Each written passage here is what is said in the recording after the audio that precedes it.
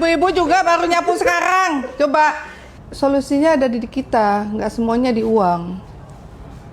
Uang itu menyempurnakan, tapi kalau udah dibuat, tapi kemudian kita nggak jaga, rusak juga. Ini di depan mata nih, duduk di sini lihat ini, terus nggak tergerak untuk kita bersihkan. Ini meja kita, masa duduk lagi, apa yang kita mau buat? Kita mau layani masyarakat, kalau diri kita nggak sanggup kita layani, gimana caranya?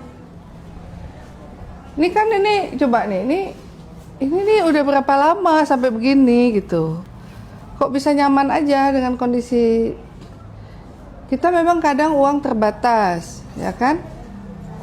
Tapi kondisi yang kayak gini nggak bisa dibiarkan. Saya masuk baru disapu-sapu, nggak bisa begitu. Ya kalau ruang ber-AC, sampai masa iya nggak dibersih-bersihkan.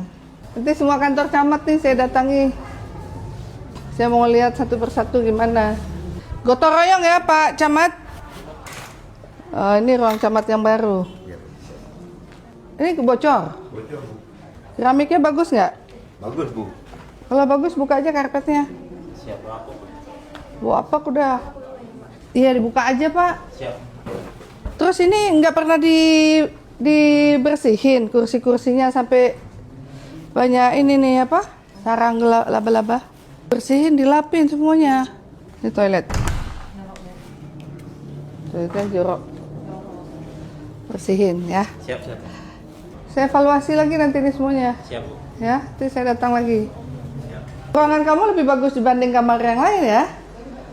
Merokok, AC tolong dimatikan. Nah, ini kan coba beda kan kamar satu dengan kamar yang lainnya coba. Kalau mau dirapikan, ada meja rapi, kemudian ada tulisan. Ternyata anak laki juga lebih bersih dari anak perempuan ya. Ada mesin kopinya, kebutuhannya, tempat tidur juga pojok dapat ya. Istirahat siang, Bu. Biar pulang. Gitu ya.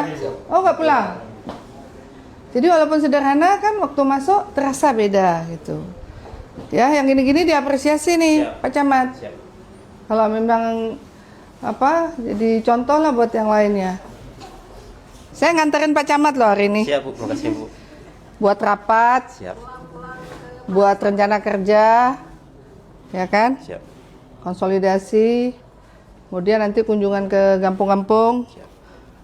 duduk sama kecil, apa persoalan-persoalan, identifikasi persoalan masyarakat, kemudian juga terutama kan ada masyarakat yang miskin, udah miskin dia sakit. Udah sakit dia sendiri. Nah, saya perlu data-data itu semuanya. Beberapa yang saya kunjungi, fakir uzur misalnya, ya coba kita ikut peduli juga bersihkan rumah-rumah mereka karena mereka sakit nggak bisa bersihin sendiri kan.